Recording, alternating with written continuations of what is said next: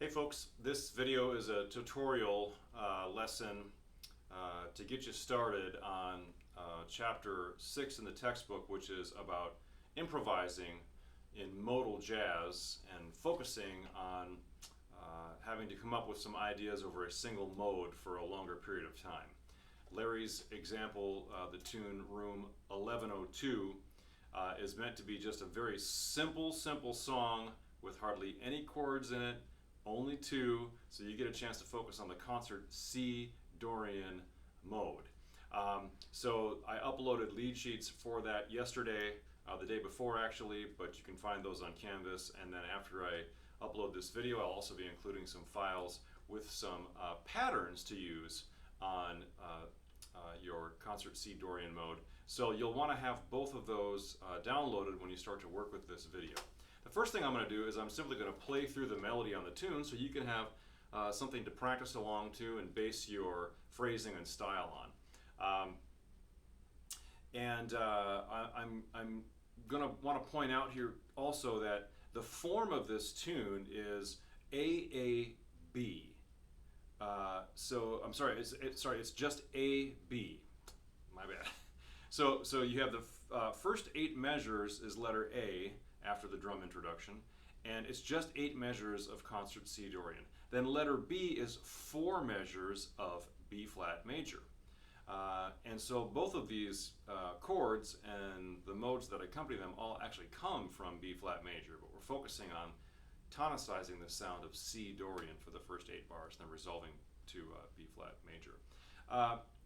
There is a coda on this, but it's only on the very last chorus, which I think there are about 7 choruses, maybe 8 choruses on his play along video. So the coda is really if you were going to play the melody out at the very end, you got to keep track of the number of choruses so that when you're on the last chorus, you actually go to the coda and finish it. However, for our purposes, really we're just working with that first A-B format. I'll play the melody 2 times total, so that means I'll go A, B, and then go back up to A and play all that again one more time. Then I'm going to stop and I'm going to explain some things about improvising on this. When you're improvising on it, you can look at the top of the page where the melody is written, or you can even look at the bottom half of the page, which is really common in lead sheets like places like Jamie Aebersold's play-alongs, or it'll look similar to what you might find if you open up iReal Pro. There's no melody written there, it's just measures with slash marks that indicate improvise. And so you just see the chords themselves and nothing else. And I recommend that you actually think about that or look at that as you're improvising, because you're not looking at any notes written out for you. You need to memorize the mode and know it so well that you don't have to see it written out for you. Okay, so here we go, using Larry's play-along video. This starts out with a 4-measure drum introduction, and then I'll play the melody 2 times, and then I'll take a pause and talk about ideas to play on it.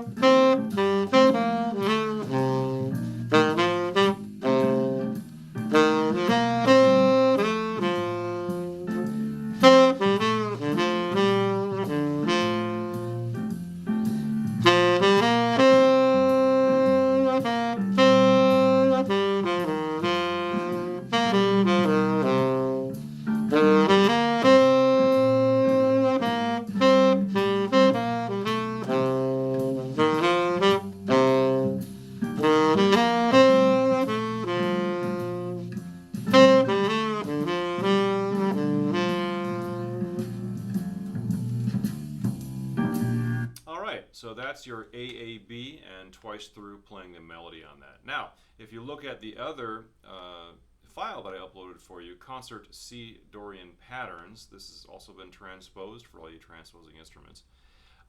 Really what I'm trying to focus at here are 2 parts of the Dorian mode. The pitches around the 1st, 2nd, and 3rd scale degrees, and around the 5, 6, and 7. And so you're going to see on this sheet that these are all essentially 2-bar ideas, although many of them could be broken up, I suppose, into even a 1-measure melodic motive. And I recommend that you try to play through these, try to memorize a handful of them, think about ones that you really like a lot, and then try to implement them amongst your own ideas as you're improvising. But what I'd like to do right now is I'd like to just play through each two-bar idea with a repeat around it. It's not written on the page, but so as I'm looking at my page, and what's really technically, if you look to the side, it says measure 4 there, then this will be measures 4 and 5, and I'll play it twice. And then I'll move on to the next 2 bars. And I'm just going to play that all the way down the page so that you have something to practice to. And I'm going to use a metronome marking here, or a metronome with a marking of something hopefully similar to the tempo of Larry's tune. I think it's in the ballpark of 110. And here we go. So again, I'm going to start right at the top of those licks, those ideas there. Yep, this will work great. And I'm just going to play right down that page 2 times for every 2 measures. So measure 4, 5 repeated, then I'll go into 6, 7 repeated, etc., etc. 1, 2, 1, 2, 3.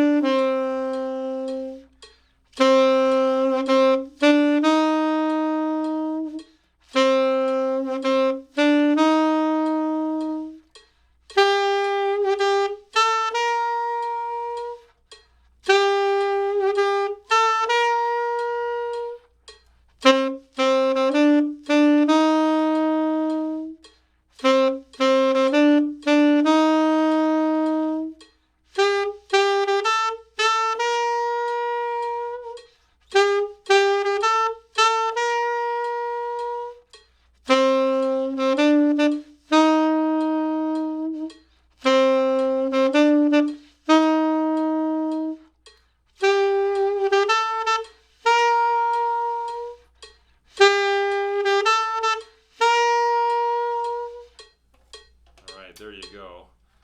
I made a mistake there on the pattern. I think that started on 20. I played it as a 4-bar pattern repeated instead of 2, but you'll figure that out as you listen. Okay, now my goal is to take some of these ideas and actually try to implement them on the tune with the play along itself. So what I might do is, because I like this pattern that's at pattern number 8, or measure number 8, 8, 9, and then when it goes to the 3, 6, 5, 2 measures later, I like that pattern a lot. So what I'm going to do is I'm going to improvise on the changes, and I'm going to try to use that shape as a building block over the letter A section of the tune. When I get to letter B, I'm going to just focus on playing great ideas in concert B flat major that help tonicize the sound of that. So I'm going to want to play a lot of chord tones. I'm going to resolve to chord tones in order to do that. I'll take 2 courses here demonstrating that pattern that starts at measure 8 and goes through 9, 10, and 11.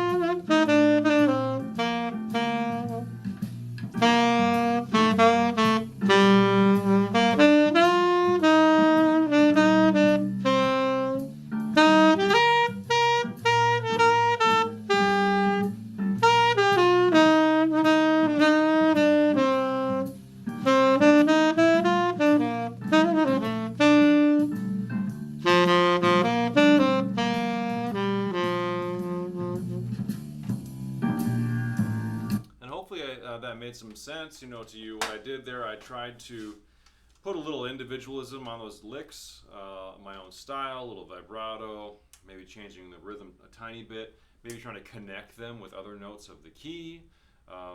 And so basically I use that one idea as the building block of my two choruses. Now the more patterns you work on and the more that you memorize, maybe you can start piecing them together like we did on the blues with sort of like an A and then a B answer, so it's not the same 4-bar phrase. But really these are intended to be sort of like bricks in your foundation where you can build you know, your own unique design on top of that, but we all kind of use the same bricks to start.